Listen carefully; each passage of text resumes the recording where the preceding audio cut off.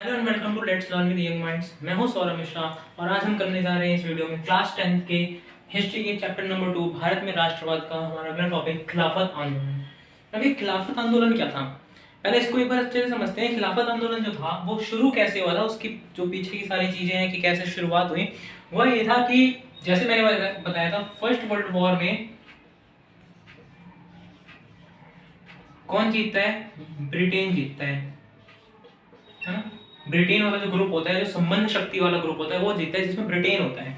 और उस टाइम पे जब वर्ल्ड वॉर चल रहा होता है तो एक एग्रीमेंट होता है, जो देश जीतेगा यानी जो ग्रुप जीतेगा वो दूसरे ग्रुप के देशों पे क्या कर सकता है, उनके मतलब उनको नुकसान पहुंचाएगा, पूरे तरीके से खत्म कर देगा।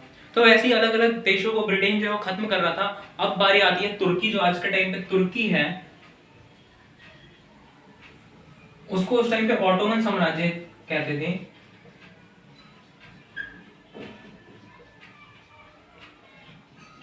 यहाँ पे कौन होता था, यहाँ का जो राजा होता था, यानी कि यहाँ पे जो शासन जिसका चलता था वो सुल्तान कहलाता था। और ये जो सुल्तान था वो क्या था, पैगंबर मोहम्मद का वंशज जिसे कहा जाता है। तो जो सुल्तान था, तो क्या होता है कि ब्रिटेन की जो गवर्नमेंट है, वो जो ब्रिटिश है, वो क्या करते हैं, इस ऑटोमन साम्राज्य को पूरे अच्छे तरीके अलग अलग तोड़ना चाहते हैं। ठीक है, यानी ये कई सारे देश इसमें जुड़े हुए थे, इसको तोड़ना चाहते हैं। तो क्या था, सब पे राज किसका था, सुल्तान का शासन था।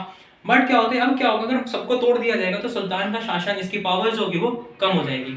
इसको देखते हुए, इसको बचाने के लिए क्या किया जाता है, एक मूवमेंट चलाया जाता है, यानी कि लोग आगे आते हैं, जिसमें दो भाई, एक अली बंधु और एक अली बंधु जिनका नाम दिया गया, मोहम्मद अली और शौकत अली, ये दो भाई थे जिन्हें अली बंधु के नाम से जाना जाता है। ये दोनों आगे आते हैं और अलग अलग देशों में जाके लोगों से, और इनके साथ में मतलब अलग अलग जो इनके लोग थे सबको अलग अलग देशों में भेजते हैं, ताकि क्या करे, लोगों को मना सके, उन कंट्रीज को मना सके। वो किस लिए मनाना है, ताकि क्या हो, ब्रिटिश गवर्नमेंट के खिलाफ हो, ताकि ब्रिटिश गवर्नमेंट को रोक सके इस शासन को। ये जो कर रहे हैं गलत काम, क्या कर रहे हैं, इसको तोड़ रहे हैं, ये तोड़ने से, इसको टूटने से बचाने के लिए वो अलग अलग कंट्रीज में जाते हैं। तो जो अली बंधु है वो भारत आते हैं, शौकत अली और मोहम्मद अली, ये दोनों क्या करते हैं, यहाँ पे अलग अलग जो मुस्लिम नेता थे उन लोगों से मिलते हैं।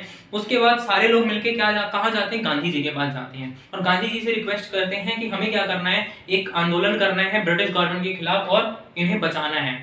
तो गांधी जी मान जाते हैं और वो इसमें अपना एक मौका ढूंढते हैं। वो कैसा मौका ढूंढते हैं, वो देखते हैं कि एक अच्छा मौका है, इस टाइम पे मुस्लिम और हिंदू सब लोग क्या है, इकट्ठे हो सकते हैं, पूरा भारत एक हो सकता है। और क्या होगा, पूरा भारत एक हो जाएगा तो जो हमारा भी जो भी आंदोलन हम करेंगे वो सफल हो सकता है। तो क्या होता है, गांधी जी मान जाते हैं और उसके बाद क्या होता है, उसके बाद खिलाफत आंदोलन शुरू करने की बात आती है। ठीक है, और उसके बाद साथ में सितंबर 1920 में क्या करते हैं गांधी जी, इसके साथ साथ क्या करते हैं, असहयोग आंदोलन शुरू करने की डिमांड रखते हैं। कहां पे, कोलकाता अधिवेशन जो हुआ था कांग्रेस का 1920 सितंबर में, उसमें ये बात रखते हैं कि हमारे पास अच्छा मौका है, पूरा भारत जो है वो एक है। तो यानी कि हम, वो गांधी जी क्या करना चाहते थे, एक तीर से दो निशाने, है ना, दो शिकार करना चाहते थे। यानी वो खिलाफत आंदोलन के साथ साथ कौन सा आंदोलन, असहयोग आंदोलन भी शुरू करना चाहते थे। ठीक है, तो क्या होता है 1920 सितंबर में वो गांधी जी प्रस्ताव रखते हैं कि हमें असहयोग आंदोलन भी शुरू करना चाहिए। बट उस टाइम पे ज्यादा लोग, जो कांग्रेस के लोग हैं, वो मानते नहीं है। ठीक है, चलते हैं आगे। अब हमारा अगला टॉपिक है असहयोग ही क्यों, यानी कि असहयोग आंदोलन ही क्यों करना है ना। जैसे अभी हमने क्या कहा, मैंने पढ़ाया कि खिलाफत आंदोलन शुरू किया गया। खिलाफत आंदोलन क्या था भाई, खिलाफत का मतलब क्या था, बेसिकली खिलाफत का मतलब था खिलाफ होना। किसके खिलाफ होना, ब्रिटिश गवर्नमेंट के जो अत्याचार है उनके खिलाफ होना। तो ये था खिलाफत आंदोलन। अब गांधी जी ने बोला हमें असहयोग आंदोलन भी शुरू करना चाहिए। तो गांधी जी जो है ना, उन्होंने बुक लिखी थी स्वराज हिंद 1909 में।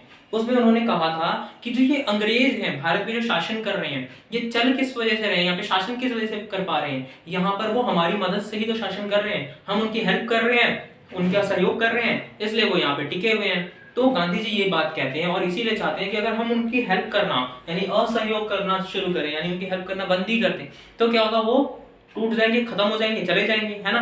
हम क्या है, उनके बिजनेस में पार्टिसिपेट कर रहे हैं, यानी अगर वो कुछ भी खरीद वहां से ला के यहाँ बेचते हैं, हम उनको खरीद लेते हैं, खरीदते हैं तो उनको पैसे कमा रहे हैं वो, तो वो आए किस लिए थे, वो यहाँ बिजनेस के लिए आए थे मेनली, है ना। तो क्या करना चाहिए हमें, उनके जो अंग्रेज है उनके बिजनेस को ही खत्म कर देना चाहिए। अगर उनकी बिजनेस ही खत्म हो जाएगी तो क्या होगा, वो रुकेंगे किस लिए, उनको काम ही नहीं बचेगा। तो ये था असहयोग आंदोलन की, इसलिए शुरू करना चाहते थे ताकि क्या हो, ब्रिटिश गवर्नमेंट जो है वो गिर जाए और वापस चले जाए। ठीक है, उसके बाद क्या होता है, अब ये नाम जो है असहयोग ही क्यों, या आंदोलन जो है वो आंदोलन के रूप में चेंज कैसे होता है। अब होता ये है कि भाई जो उन्होंने लोगों से अपील की गई कि आप अपनी अपनी जो पदवियां हैं, यानी आपको अलग अलग जो पद दिए गए हैं, आपको अलग अलग जो अवार्ड्स वगैरह जो टाइटल्स दी गई हैं किसके द्वारा, ब्रिटिश गवर्नमेंट के द्वारा, वो वापस कर दें आप। ठीक है, उसके बाद क्या करें, जो बच्चे हैं वो स्कूल जाना छोड़ दें, वहां पे स्कूल में ना जाएं। फिर उसके बाद क्या है, कॉलेज जाना बंद कर दें, टीचर्स जो है वहां पे स्कूल में जाके पढ़ाना छोड़ दें, और सब लोग मिलकर क्या करें, असहयोग करें। यानी कि जो उनके स्कूल चल रहे हैं वो सारे किसकी वजह से चल रहे हैं, हमारी वजह से चल रहे हैं। तो गांधी जी चाहते थे कि हम असहयोग आंदोलन करें ताकि उनकी हेल्प ना हो और वो चले जाएं। हमने क्या किया, स्कूल बच्चों ने क्या कर दिया, स्कूल जाना छोड़ दिया, टीचर्स ने वहां पे पढ़ाना छोड़ दिया, प्रिंसिपल्स ने भी वहां से इस्तीफा दे दिया। ठीक है, तो ये सारी चीजें होती हैं कि मतलब असहयोग आंदोलन में सब लोग अपने अपने जो काम कर रहे थे, जो वकील थे वो भी क्या करते हैं, कोर्ट छोड़ देते हैं, यानी कोर्ट में जाना बंद कर देते हैं और अंग्रेजों के केस लड़ना बंद कर देते हैं। तो इस तरीके से हमें उनका असहयोग करना था। ठीक है, फिर बाद में क्या किया जाता है, कपड़ों की होली जलाई जाती है, उनके कपड़ों को छोड़ दिया जाता है, यानी त्याग कर हम कौन से कपड़े अपनाते हैं, खादी के बस। अब जो खादी के कपड़े थे हम उसको एडॉप्ट करते हैं, उसको बनाने लगते हैं। अब इससे भी फायदा होता है भारतीयों का, क्या फायदा होगा, एक कि जो खादी का जो बिजनेस था वो बहुत बढ़ गया था। ठीक है, वो बहुत फैल गया। अब क्या है, खादी के बिजनेस फैलने से क्या होगा, वहां पे जो फैक्ट्रियां हैं उनकी डिमांड बढ़ गई। अब वो कपड़े बनाने वाले जो सूत काटने वाली मशीनें होती थी उनकी डिमांड बढ़ गई। ठीक है, वहां पे मजदूर लगे, तो ये सारी चीजें होने लगी। यानी कि अब क्या है, सूती की सॉरी खाद के जो कपड़े हैं, उन खादी के कपड़े, उनकी डिमांड बढ़ गई यहाँ पे इंडिया में, और खादी के कपड़े ज्यादा यूज होने लगे, और विदेशी कपड़े जो हैं उनका उपयोग, ब्रिटिश कपड़ों का उपयोग कम कर दिया गया। ठीक है, इससे ब्रिटिश गवर्नमेंट को नुकसान हुआ। कितना नुकसान हुआ, लगभग 50% नुकसान हुआ। उनका 102 करोड़ रुपए का टर्न, वो पूरा काम था, बिजनेस था, वो कितने में आके रुक गया, 57 करोड़ में, यानी लगभग 50% का उनको नुकसान हो गया था। ठीक है, तो ये सारी चीजें होती हैं, हम ब्रिटिश गवर्नमेंट को तोड़ने के लिए, उनको खत्म करने के लिए ये आंदोलन करते हैं, और इतना सब कुछ हम करते हैं। अब चलते हैं आगे, टॉपिक है आंदोलन की विधि, अलग अलग धाराएं। अब आंदोलन जो है स्टार्ट होता है, मैंने बताया सितंबर 1920 में क्या होता है, गांधी जी कोलकाता अधिवेशन में बात रखते हैं असहयोग आंदोलन शुरू करने की, बट वहां पे उनको ये इसको मना कर दिया जाता है। लेकिन अब 1920 में जब नागपुर अधिवेशन होता है दिसंबर 1920 में ही, तो क्या होता है, वहां पर इसके लिए मान जाते हैं कांग्रेस के लोग कि चलो ठीक है असहयोग आंदोलन शुरू करते हैं।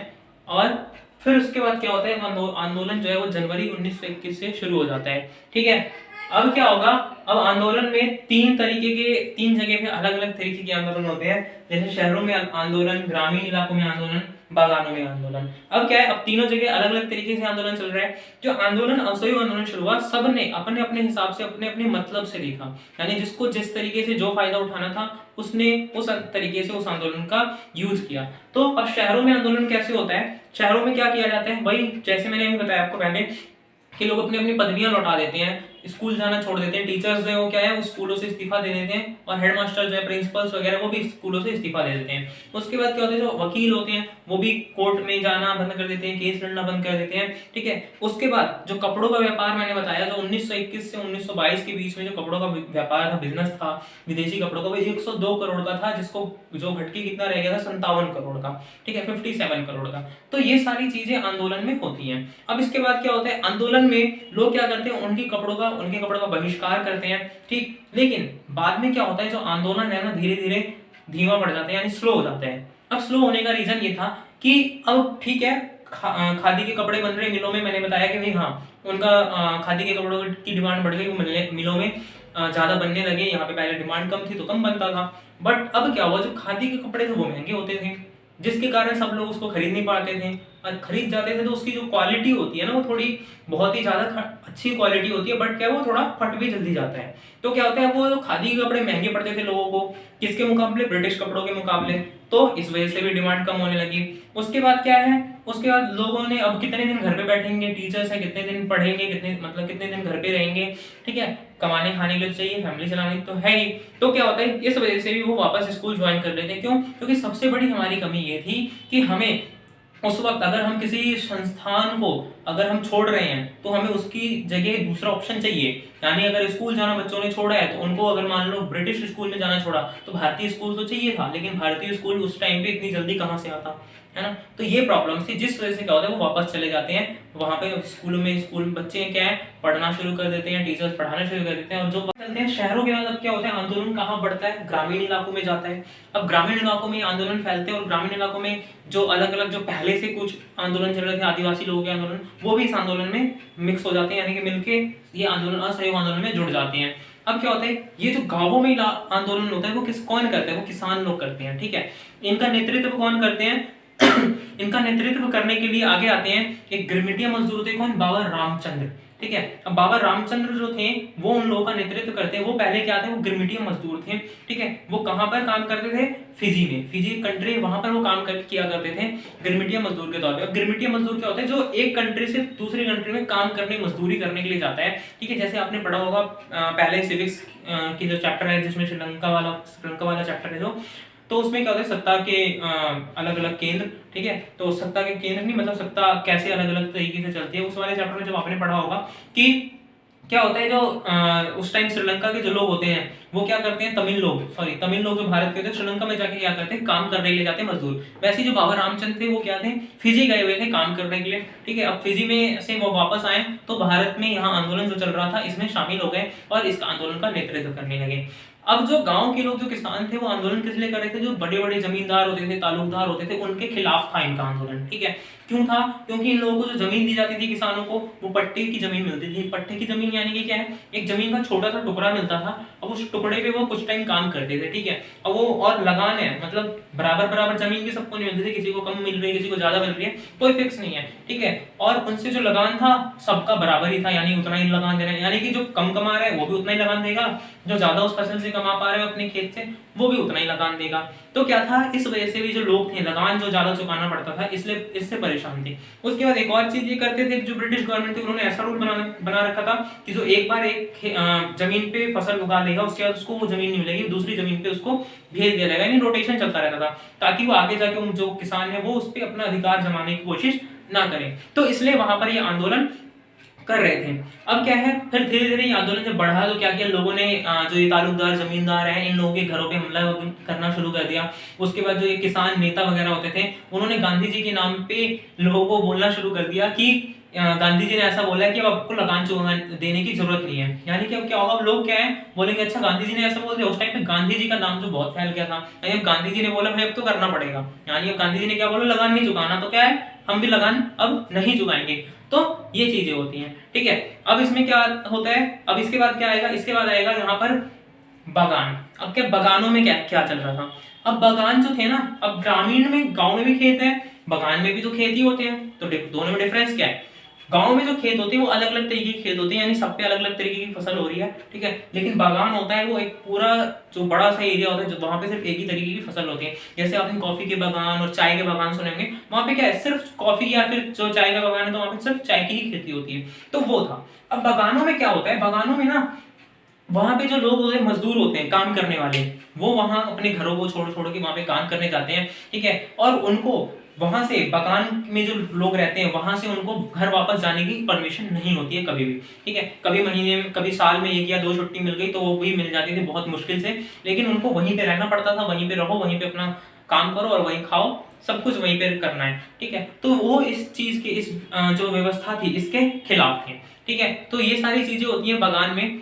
तो क्या अलग अलग हमने क्या पढ़ा कि आंदोलन के अंदर अलग अलग जो धाराएं थी, गांव में कैसा था, शहरों में कैसा था और बागानों में कैसा था, ठीक है। तीनों जगह पे अलग अलग तरीके से आंदोलन चलता है, ठीक। अब शहरों में किस तरीके से चल रहा है मैंने बता दिया, गांव में कैसे चल रहा है, गांव में कौन कर रहा है, किसान लोग कर रहे हैं, ठीक है। शहरों में कौन कर रहे थे, मिडिल क्लास फैमिली वाले लोग कर रहे थे, और बागान में कौन कर रहे थे, बागान के मजदूर। इस वीडियो में इतना ही, अब मिलते हैं नेक्स्ट वीडियो में। इस पूरे चैप्टर के आपको जो नोट्स हैं वो आपको डिस्क्रिप्शन में मिल जाएगा उसका लिंक, ठीक है, आप वहां से नोट्स देख सकते हैं।